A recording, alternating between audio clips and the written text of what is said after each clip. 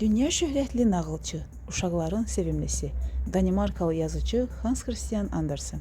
Bu il ədibin anadan olmasının 220 illik yubileyi qeyd edilir. Hans Christian Andersen 1805-ci ilin aprelində Danimarkanın Odense şəhərində doğulub. Pyeslər, səyahətnamələr, romanlar və şeirlərlə yazmaqla yanaşı, Andersen bütün dünyada daha çox nağıllarına görə tanınır. Onun nağılları 100-dən çox dilə tərcümə edilib. O dünyanın ən məşhur nağılçılarından biridir. Nağıl dünyası məhz Hans Christian Andersen'ın adı ilə başlayır.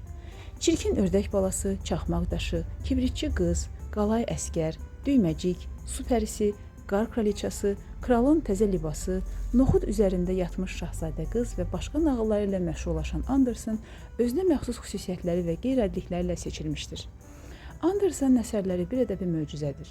Sehirlə məişəti bir yerdə virtuozcasına mükəmməl şəkildə birləşdirməyə bacaran müəllif uşaq ədəbiyyatının məhz onun adı ilə bağlanmasının təsadüfi olmadığını öz gözəl qabiliyyəti ilə ifadə etmişdir. Andersen'ın nağıllarını tək uşaqlar deyil, həm də böyüklər maraqla oxuyurlar. Andersen ümumilikdə 170 nağıl, 5 roman, bir neçə pyes, şeir və oçerklər müəllifidir. Ədibin əsərlərinə cizgi filmləri və filmlər çəkilmişdir. Hans Christian Andersen sadəcə yazmırdı, həm də balacalara və bununla yanaşı böyüklərə sevərək yaşamağı öyrədirdi. Axı əsl xoşbəxtlik dünyaya faydalı olmaqdır. Böyük nağılçı belə düşünür və nağıllarını da məhz bu istəklə yazırdı.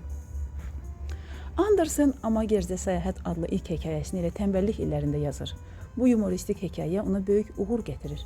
Yazıcı bu illərdə şəkilsiz şəkilli kitablar toplusunu dərc etdirir. 1838-ci ildə nağılların 2-ci cildini, 1845-ci ildə isə 3-cü cildini yazır. Andersen dünya şöhrətli yazıcıya çevrilir. 1847-ci ildə ilk dəfə İngiltərəyə səfər edən yazıçını böyük təmtəraqla qarşılayırlar. Andersen folkloru çox sevirdi. Nağılları el ədəbiyyatından qaynaqlanırdı. Amma zaman keçdikcə bu əlaqə zəifləyir, Andersen'ı artıq pərilər, sehirbazlar, tilsimli əşyalar deyil, canlı insani dəyərlər, insan taleləri cəlb edirdi. O deyirdi, ən böyük, ən uğurlu nağıllar həyatın dərinliklərindən yaranır.